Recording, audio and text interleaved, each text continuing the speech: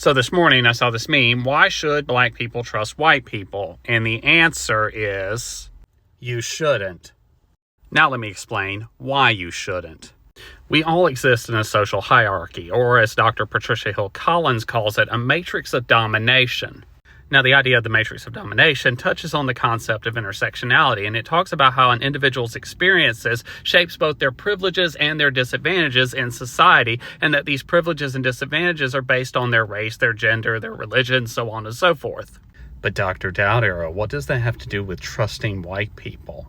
Well, one part of this is that when you're accustomed to privilege, offering equality feels like oppression. And part of that is that most white people don't want to acknowledge the privileges that they actually have. And there's this feeling of perceived loss that when they offer equality, that it's somehow going to diminish their own experiences in this life. So in exchange for this loss, a lot of white people want to be given kudos, to be shown as being one of the good ones, and be praised for doing the bare minimum to reduce structural inequality in society. The other part of this is that most white people don't actually understand what the word white privilege actually means. They think it means that they're being given stuff for free and that they don't have to work for it, and that's not necessarily true. What it actually means is that there are no systemic barriers to their success. For example, their race will not serve as a barrier to them succeeding.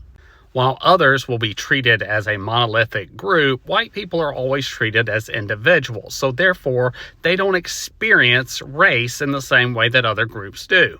Because at the end of the day, that is what white privilege really is, the benefit of the doubt. A person is considered an individual first.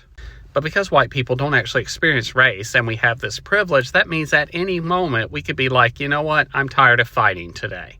Because, as it's pointed out in the Invisible Knapsack, there's never going to be laws passed that affect me directly. Like, no one's ever going to tell me how I can dress in public. So, since these laws don't actually affect me personally, I can just get into this theoretical fight and be like, yeah, I'm fighting, and then I'm too tired to do it the next day.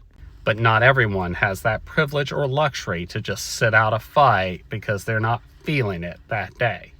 And white people prove this with our voting record. 55% of white people voted for Donald Trump in the 2024 election, despite the man making numerous racist comments. And nearly 60% of white men in particular voted for Donald Trump, which was a vote for white supremacy. And if we really want to look at a historical example of why white men in particular might support Donald Trump, especially when it comes to racism, the best place to look is at the Civil War and why whites, even those who didn't own slaves, supported the system of slavery. But I'll let Colonel Ty Sigely talk about that to you. It wasn't just plantation owners who supported slavery. The slave society was embraced by all classes in the South. The rich had multiple motivations for wanting to maintain slavery. But so did the poor, non-slaveholding whites. The peculiar institution ensured that they did not fall to the bottom rung of the social ladder. That's why another argument that the Civil War couldn't have been about slavery because so few people owned slaves has little merit. So when a marginalized group like the black community asks, should we trust white people? What is actually being asked of you is, should we be skeptical of your motivations and your commitment to ending systemic oppression? And that is a legitimate question because at the end of the day, I can't stop being white. I will always be perceived as a white man in public, which means I will always benefit from systemic oppression because I am part of the majority class. So no, you shouldn't just trust, and you should always be skeptical of our motivations since we can just quit at any time.